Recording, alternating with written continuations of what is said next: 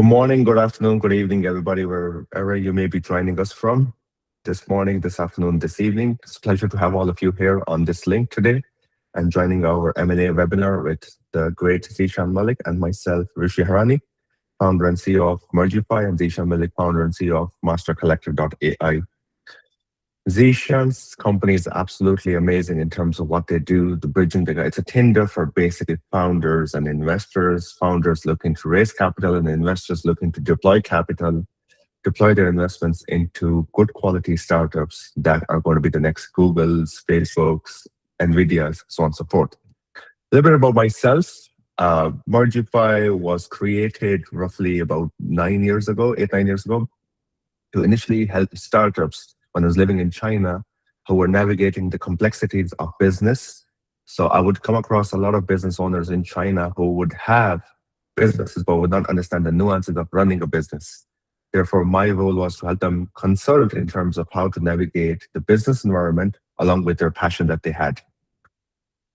When I started Mergify, I pivoted towards mergers and acquisitions the last couple of years. I've always had a knack for mergers and acquisitions. I just really found it interesting how companies merge, grow, expand into different markets. So I used to do a lot of traveling, living in China. I still do.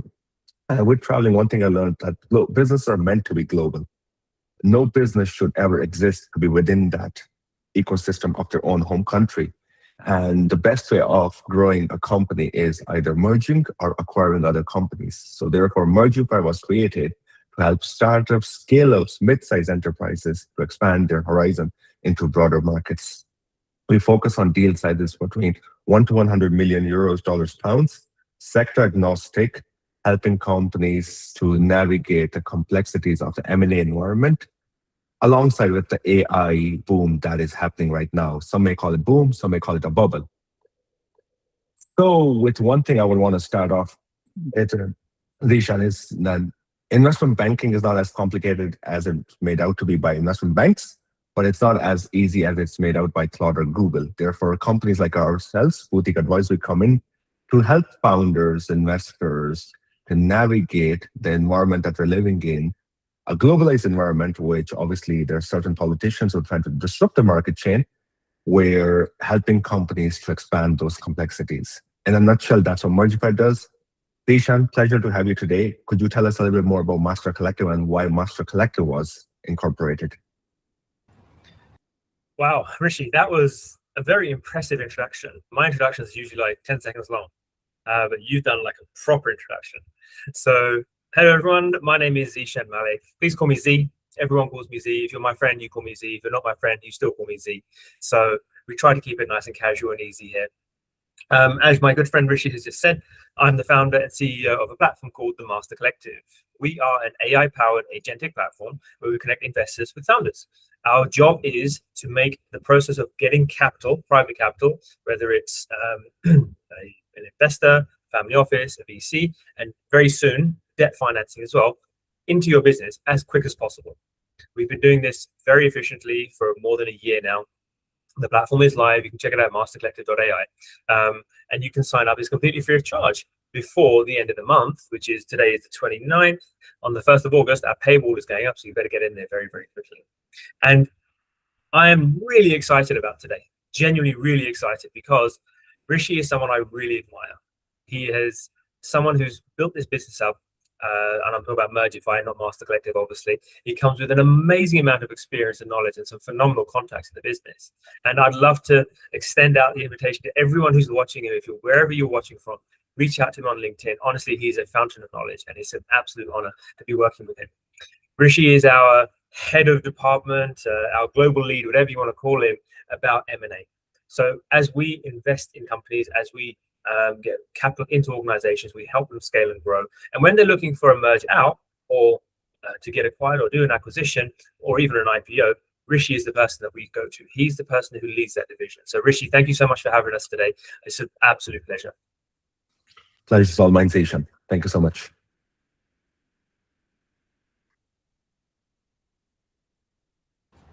Okay. Are we still there? We're still there. Yeah, we're still here, yep. We're still here, Nice. So, Rishi, I got some questions for you. You're the expert. Different. You're the knowledge base. You're the one who knows everything. In terms of M&A, mergers and acquisitions, why is it that right now we are hearing so much about it? Growing up, in the 90s and the 2000s, you'd hear about the odd M&A happening, mergers and acquisitions, but it wasn't really a big thing. But now, every other week, there's a new news article, there's a new news piece happening about a company acquiring someone, someone merging with somebody, or something along those lines. Is this a fundamental shift in economics? Is it a global change? Like, what is it that's causing this right now? It's actually a fundamental shift in economics and global change, to be very honest. But one of the biggest reasons is access to information. So I'll start off with sharing a personal story. My dad has been investing in stocks and shares since 1983 or 85. Access to information is plentiful in today's modern times. When my dad started off, it was newspapers, physical newspapers. I don't know if people remember those things, to be honest. The good old days, And pick up a newspaper, sit down. Sundays, my dad used to be drinking his coffee or his tea, going through the Financial Times. I remember those days.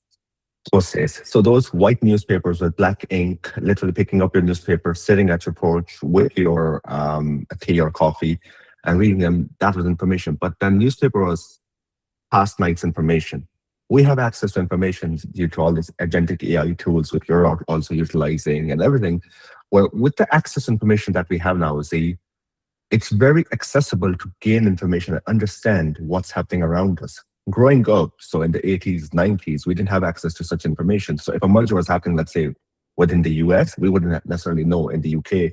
Or if something was happening in Germany, we might have known, but maybe after a certain period of time. So the access to information. So this is why there has been a global shift in change in economics, because we've become more and more of a globalized world. I remember studying in high school back in the day, about 15, 16 years back, the art of globalization in, in school. And I always found that topic interesting because I was like, the world should not be one, the world is like one continent, one, like, it should be, it's a massive one country if you put it in that way. Yes, we have like 200 plus countries, but ultimately when we're doing business, this is why all these major companies, conglomerates that you see, Apple's, Facebook's, Meta's, and Media's are all global companies for one particular reason, because they have the whole world as their market share. So because of such information, we know more of what's happening around us. Therefore, it's much easier to acquire or merge with companies beyond your certain geography. So a British company can necessarily merge with an American company in a much, much more efficient manner now than it was able to do so, let's say 15, 20, 25 years ago. Because we have people who have access to certain information, who are able to process that deal flow in a much more efficient manner. So this is the biggest reason why it's happening. Obviously, there's a lot of complexities in terms of the navigation of overall geopolitical environment of what's happening. There are certain politicians who are trying to disrupt that. However, we live in a very, very highly complex, globalized world, and that disruption won't happen. Tim Cook built the whole ecosystem of Apple in the last 15 years just on the supply chain itself. That's why the stock price has shot up over the roof of the last 10, 15 years. I remember saying to a good friend of mine back in 2010 to invest in Google stocks. And that time was like 500 euros or something like that. And he didn't. We found like 500 euros. But since then, there have been so many stock splits. Had there not been those stock splits, that stock would have been at least 10, 15, 20 folds. So from that perspective, the information is the key. This is why a lot of successful entrepreneurs, business owners read, and read. And we don't necessarily have to just read books. We can read articles. You and I are posting all the time on LinkedIn about articles about our opinions. That's because we're consuming information, which we're then presenting to our audience. So there's a couple of points that you highlighted there. And I just want to focus in on just one or two, if I may, if that's okay. The first one was, you've talked about like Apple and Meta and Google, and there's also other ones as well, like Microsoft and Nvidia, all these huge corporations that have got enormous access to capital. Is M&A really just for the really massive corporations? Is it just for the huge organizations out there, or can like a small or mid-market company do the same thing? So initially, people used to assume, and that the myth in the market was that M&A is for major corporations. And this is where companies like ourselves are there to demystify that myth that it's not. M&A is for everybody. For startups, scale-ups, startups are being bought left, right, and center all the time. America is investing heavily into Israeli companies. Israel has one of the best technologies in the world. There's a lot of companies are investing into the ecosystem of the UK these days. A lot of American real estate firms, private equity firms, are investing into the real estate. This year so far, there has been 18 billion worth of real estate investment alone in the UK, in London alone. That is 66% of the overall deal volume. So no, M&A is not just for the bigger corporations of Microsofts and Metas and Nvidias. It's also for the smaller startup scale-ups. Funnily enough that you mentioned that, I know a founder in the UK who sold his company recently, a good tech company that had potential to grow so much more. But then everybody has their own exit strategy, everybody has their own timeline. He sold off, and the first thing he did was to go and buy two nice cars. I know someone in Ireland in their mid 50s who sold their company to a food and beverage company to a private equity firm about 7, 8 years ago. And again, same thing when the company was sold for 100 million, his share was 50 million. The first thing he did was to go and buy 40 cars. So everybody has their own timeline. You don't necessarily have to go all the way to the end of trying to achieve the status of Google, Nvidia, and try to achieve the $3, $4 trillion valuation. If you're happy with 10, 15, 20 million, 50 million, 100 million, that's it. That's your day. You call it a day because ultimately everybody has their own visions. So M&A is for everybody. And this is where a lot of founders lack the knowledge of being able to utilize the concept of M&A to their best advantage of growing the company. Because if they were to utilize those strategies from the initial onset, they could achieve much higher valuation and make much more money. One last point I would say is that with M&A and overall the structure that we're working on, whenever you're starting off a company, go with the vision of either IPO or selling the company. Build your company to eventually sell the company. That way, you will always have the higher valuation. So what I always say to everyone is, what is your exit strategy? You're a startup, you're a founder. How are you going to get out? What's the exit strategy? Is it 50 cars or is it something else? But fundamentally, you have to have an exit strategy. It's almost like page 1, paragraph 1 of the how to build a business guidebook. It's always your exit point. So if you don't have an exit, you don't know where you're going. That's what I've always said to people. So I love that, Rishi. I love that you're actually you're echoing that for me as well. So thank you for doing that. So if you've got M&A that's available to everybody now, we've clearly said that it's not just for the really big players, but it's also for your mid-market players, your small to medium-sized enterprises. The misconceptions that people have, is it a company quality problem? Is it structural problem? Is it your balance sheet? What's the biggest misconception that's in the market that people go, this is why I can't get acquired, or this is why I can't acquire? It's a structural problem at the core. And along with that, it's the middle management problem. A lot of small to medium-sized enterprises or even scale-ups, they do not necessarily have a middle management. So you have the top layer of the C-suite, then you'll have the developers or the staff doing the work, let's say, for example. Who's in there in between? I've had the fortunate example of working with some companies here in America, here in Dallas, and also in the US in general. Um, you'll have the C-suite, then you'll have engineers, you'll have the accounting teams and everything, people doing the work. But what about the middle management? If, for example, God forbid, something were to happen to the four executives, they're going off for a team lunch or something like that, and there's a car crash, what happens to the company? From that perspective, a lot of startups and scale-ups do not have a middle management. So from that, the structural core is the biggest one, which is why the valuation gets impacted. Because without such, who is going to take care of the company when an acquirer comes on board? When someone is looking to buy your company, they need to be able to understand whether this company will generate enough cash flow that it is generating now, and whether it's going to grow at the rate it's growing now once these founders or C-suite executives leave. So from that perspective, always build your company with a top-down approach of someone at the top, and then the funnel should go accordingly.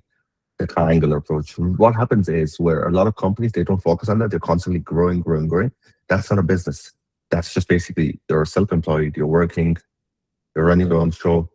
That's not a business. You cannot sell that. The business dies with you. And this has been happening in Southeast Asia for the last 50 plus, 60 plus years. I'll give you a personal example. My granddad was a retired teacher for the public school. And then when he retired at the age of 60, he started off his private school. With his private school, the business died with him because none of my uncles wanted to take over the business. They were not teachers. My dad was here in this part of the world. Nobody was there to take over the business. But that dynamic is shifting now. See, what's happening is those kind of businesses, there are advisors out there advising those companies to be able to then sell out the business to either bigger schools or some other firms. So therefore, I'm glad that the market is shifting. It will be another 10 to 15 years before everything shifts because ultimately everything has a pricing. So we don't have to live with that mindset of the business should die with you. So because M&A is for everybody, fix your core structural issues. I shout my lungs out all the time to my clients, to the people I work with, please have a middle management. A lot of companies, especially companies within Southeast Asian origin, like founder, they would not have company policies, company documents in order. And when you're running a business, they would have a CRM, but they're just probably one of those subscription softwares that they just everybody generic. It's not tailor made to their company. And these issues impact the overall valuations of business. Because when the M&A process happens, M&A usually takes about 6 to 8 months, up to a year sometimes. Sometimes it could be longer than that. This is where it happens. This is because they're smaller companies, so it's not like the competition monitor authorities coming in or the FCA is coming in. No, it's just that the investor is coming on board. Okay, why would I invest in a company where if the founder leaves, I don't want to, nobody wants to buy something that's going to be loss making in the future. So the core issue is the management issue. Always have that in order before you start working on your balance sheets and fine tuning your accounts and getting your audit accounts. That's something you can always hire an auditing firm, an accounting firm to do. But management issue and hire the right talent. That is the most hardest part. Once you have the right talent who is willing to stay with you or stay after you leave the business, oh, your business valuation has increased 3 or 4 times.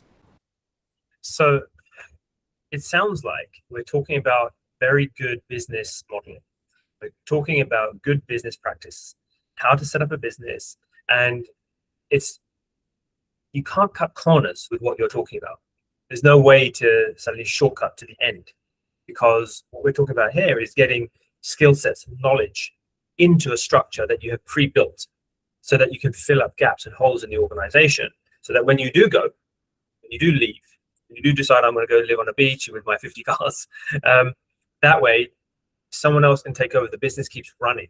Effectively, that's what we're talking about. Build a system, build processes so that your business can keep running when you're not there, when you're on holiday. Is that right?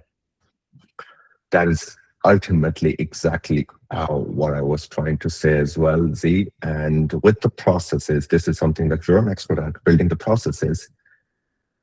The white-owned companies, and if I may say that, or the Western-owned companies, predominantly in the Western world, build companies using processes.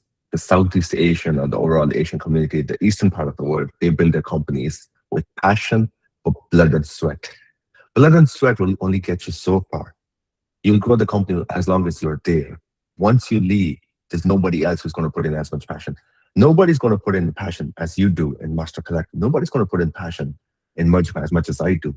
But then we have to build processes, which we are, in terms of when we do exit, the company should run by itself. So that's why you see a lot of these 100-year-old companies, 150-year-old companies, where the kids are the founders, like, the next in line. They're not even part of the business. It's being run by someone else. Airlines are a prime example of that. EasyJet, there have been talks of takeover for EasyJet. EasyJet was founded by a guy called Stelios. I do not know how to pronounce his second name. When he founded this company back about 25, 26 years ago, he had all the passion. I was watching a video where he would literally pick up the phone, this is before all the internet and everything, and literally sell the packages himself as the founder and CEO of the company. But now the processes are built in such a way. Obviously, we have AI and everything. We have all these tools, electronic tools and everything. But you would see that. But now the private equity is interested because the processes are there. It's a short asset to acquire. But Stelios built that company over the course of the time to be in that stage where it is right now. That's something that everybody should implement in their businesses. So, understood. Here's a quick fire question for you. I'm a medium-sized, small to medium-sized enterprise. When should I get started on this process? If you're planning to sell, it depends on the reason why you're selling. Some people have personal reasons where they would say life is too short, and that's usually something that happens when someone has passed away very close to you. Or sometimes you're going through a very massive, major personal outbreak in your life. If you're going through that, then the time is now.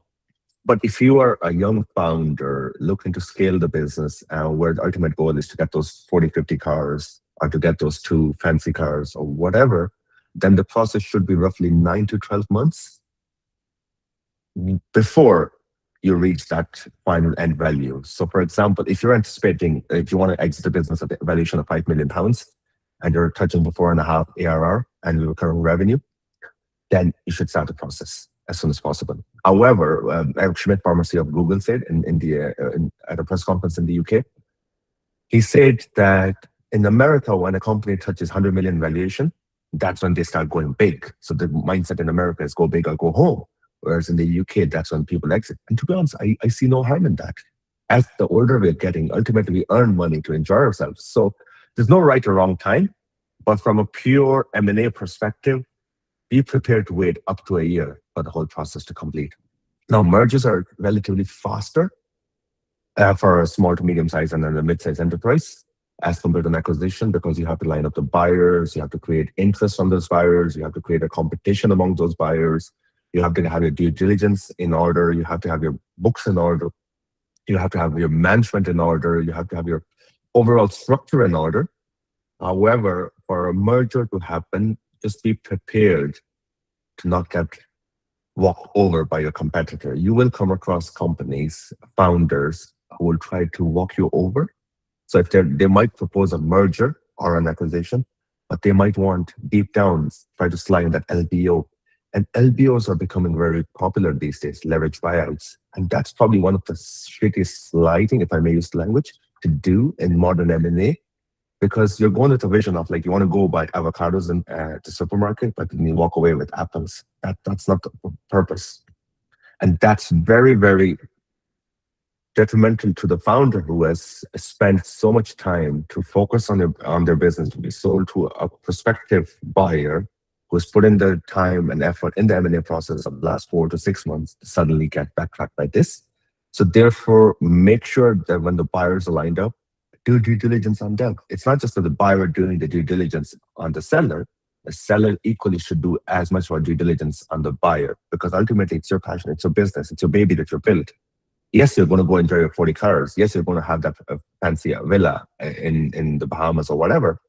But then you wouldn't want your baby to run to the ground just because it's bought by a private equity or it's bought by a founder, bought by a buyer who's not necessarily taking care of the business.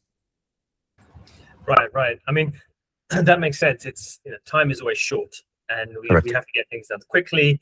The process is always stressful and time constraint, whatnot. So my argument would be, and before I move on to the other side of the market, my argument is always, when you're building your business, when you're starting up, so when you're an early stage founder, you're just yourself, or perhaps it's yourself and a co-founder, get started on the structural work today. Don't wait until you're at that point where you're thinking, I'd love to do a merger, or I'd love to get acquired. I now need to build my structure out because I want to get it done in its time. It takes so much to redesign everything in your business. The cost is astronomical. So instead, design from today. Start today. Get that structure in place and fill those gaps. Because otherwise, it's going to cost you a whole lot of money. Rishi, I have a question on the other side. So we've talked about wanting to get acquired or something like that. What if you're a buyer? How do you identify opportunities in the market that are not listed on some marketplace, or perhaps it's not in your network? How do I go out if I want to go and acquire somebody? And I'm thinking, I need to acquire an M&A company, Mergify. How would I find you? What would I have to do? Interesting question. And this is where I feel like, small companies, boutique advisories come into play, where they have access to certain information which these larger conglomerates won't have, because the larger conglomerates, larger investment banks only focus on deals to the tune of billions, so which are like generally public information. FT, Thomson Reuters, journalists always lining up to publish that information for their clickbaits and everything.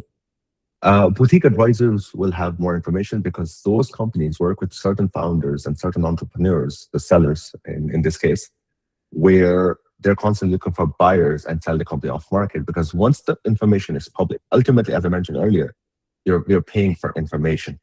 So how to find them? Networking events, meeting people. M&A is all about meeting people at the right time, right place, and being out there.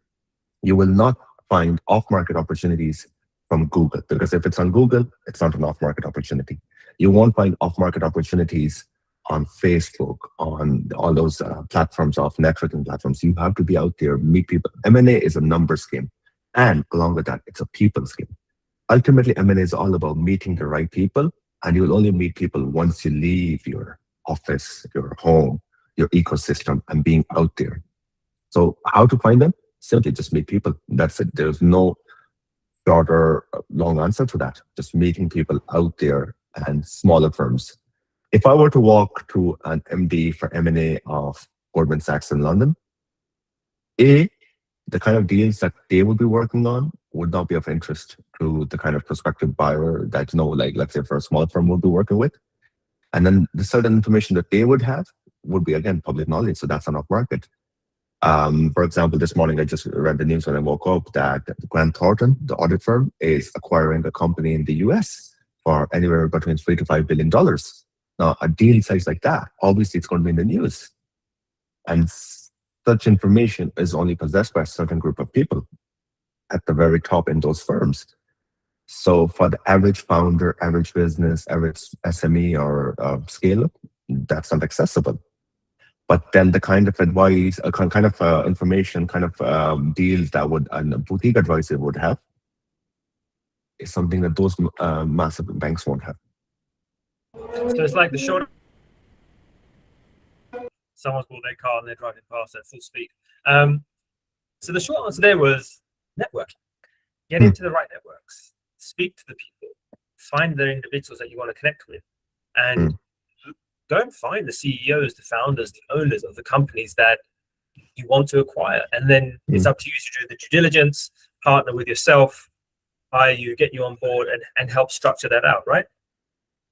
So basically, a lot of mistakes, now that you mentioned that, I would want to add one more point.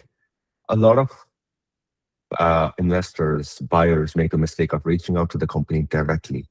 And that is like, if I may, it's like approaching the girl directly. Yes, it shows confidence, but then when you're in your teenage years, more than likely that's not going to yield anywhere.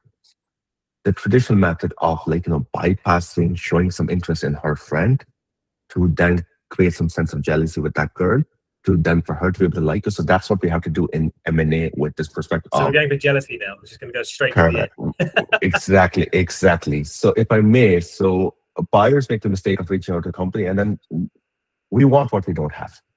When a seller sees that the buyer is desperate and is looking to acquire a company, they won't sell. They won't even give it the light of faith.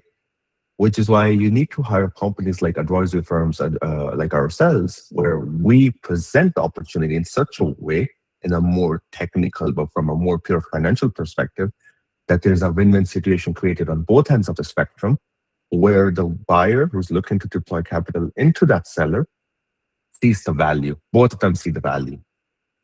If a buyer were to approach the seller directly, seller would be like, he's desperate. Okay, fine. I'll have a few more. And as I say, we want what we don't have. If an offer comes to me, I probably won't sell. Even if I want to get those 50 cars, I'm like, no, I'll probably get more. I'll probably buy 60 cars. So therefore, always use investment banks, advisory firms to do your M&A work. Do not do M&A work. You'll come across people, see, in events that you and I both attend, where, M&A, I'm an M&A guy. I'll do it myself.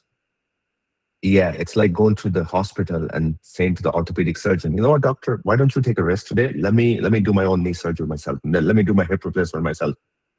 Or going to the GP and like, no, just put it on the system, like prescribe me antibiotics. It doesn't work like that. If we do not do the mechanic work ourselves for our car, if we do not do the plumbing work ourselves for our home, why should we do the M&A work ourselves when there are advisory firms out there in the market? I mean, it feels like there's multiple things that we need to talk about there, and we're not going to break it apart today because we're kind of getting to the end of what we've got to talk about. We're going to have, just so you know, guys, we've got loads of other series of interviews and conversations coming up very, very soon. Maybe not every week, maybe every other week. We're going to talk about lots of different things around M&A and how it works and things that are happening in the market. So do connect with Rishi. He's going to be sharing everything out. It's definitely worthwhile. But experts, knowledge. This is a thing that I'm a really big fan of. I don't know anything. That's what I say to everyone. I have no knowledge. I don't know what's going on. So everyone around me, I try to bring in who are people who've got expert knowledge in their fields. So, for example, there's Montgomery Securities over in San Francisco. They're an investment bank that I work with. There's Rishi from Mergify that I work with, and Rishi's based in Texas and in London, so he crosses both orders. We've got All-in-One Advisory, a top 100 a law chamber of commerce company based in London. They're our law firm. They cover everything for us internationally as well. They've got London and Dubai. There's us. We're in London and Dubai. We've got family offices, we've got venture capitalists. There's experts all around me. That's what makes us good at what we do. That's what makes Rishi and Mergify so good at what they do, because they surround themselves with experts. We are not experts in everything. We're not a jack of all trades, as we say. We do this, and then we've got other people who do other things that then builds that layer for us. I love that, Rishi. So I really appreciate you sharing that. Thank you. Likewise, it was a pleasure. And it's really good working with someone like yourself, Zee, because you understand the market and the knowledge and experience that you bring. But I like working with good quality people. And when you work with someone who's really good that you can hold a conversation with, it just makes it easier because everybody can do the work. But then working with good quality, it's just less strain mentally. And one thing, I remember the first time we met, we've had a very brief encounter of like a couple of minutes, but then we had a coffee, then we had a long conversation. And I remember I say to everybody I meet, you shared the chocolate with me, where I ate probably 70% of the chocolate. And that's how this relationship blossomed in terms of relationship and the working relationship. I'll just clear it out. Blossomed. My relationships always start with food. Always start with food. I'm like, chai, chocolate, cakes, pizza, everyone's happy. Exactly. And then whatever you're doing, Zee, in terms of the whole overall ecosystem at Master Collective, either in Dubai or in Miami or here in Texas or in London, it's really good because there is a huge gap between the founders and the investors. And the fact that you're bridging that gap is absolutely amazing. So yes, it may seem like it's a tender for founders and investors, but the fact that, there is capital to be deployed. I'll just say there is plenty of capital to be deployed. It's just that investors are cautious of investing in companies. Founders are just pitching to all sorts of investors all the time. Where a platform like yours using AI pitches to the right set of investors, that is absolutely gold. Because I had a message last night from a lady in India who just wrote me a ChatGPT message, and I'm like, I wanted to talk to you, but then it's just so generic. Like they probably sent out 100 other Rishis in India. And I'm not interested to talk to you. However, had you taken the effort, I know getting investment is a very difficult game where you're reaching out to so many thousands and thousands of people. But had you put in the effort of trying to get on a call with me, I would have taken the call. And as I mentioned, investors are cautious because of the fact of the geopolitical circumstances. We really don't know what's going to happen. But one thing that's surely going to happen is there's money to be made over the next course of 18 to 24 months using AI. And this is the market to step in right now. I was talking to a cousin of mine in India. He works for Thomson Reuters. He said to me that we missed the tech boom 10 years ago. We do not have to miss. We cannot afford to miss the AI boom. Let's be on that. He said, I don't care what it takes, but let's do something within the AI ecosystem to prosper and grow. And Zee, this is what you are doing with Master Collective and the overall ecosystem that you're developing among your other companies, Yuya and all them. And one thing I really do admire is the kind of names that you come up with, Yuya, Master Collective, Mergify. That's what appeals to people these days. And I feel like this is very important to have like those kind of names in the businesses, because gone are those days of JP Morgan, Morgan Stanley. Yeah, to work with young people, you have to appeal to the young people. And this is where I feel like, with your ecosystem that you have, I do really, really admire that. You're very kind. You're very, very kind. Perhaps a bit too kind, I think, but thank you for that. It's because of the chocolate that you shared with me.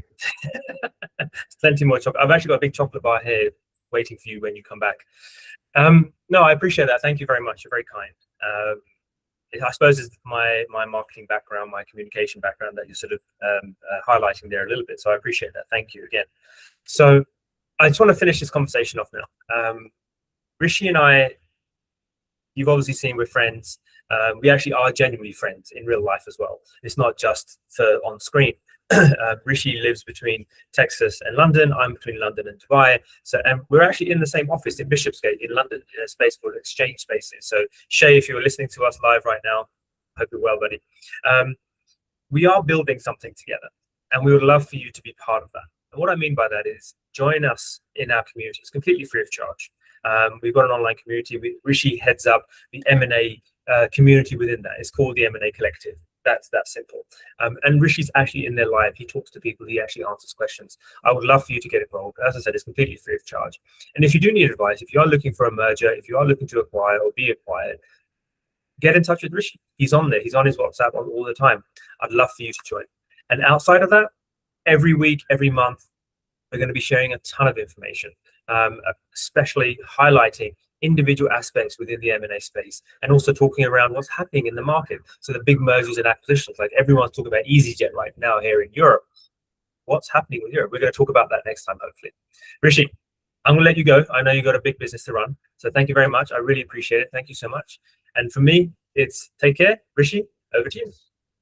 Thank you so much for having me, Zee, today on this panel, and really enjoyed talking to you and sharing my insights and knowledge of M&A ecosystem. And yes, let's keep this going and do more and more of these as we progress along. Fantastic. Thanks, guys. Bye-bye.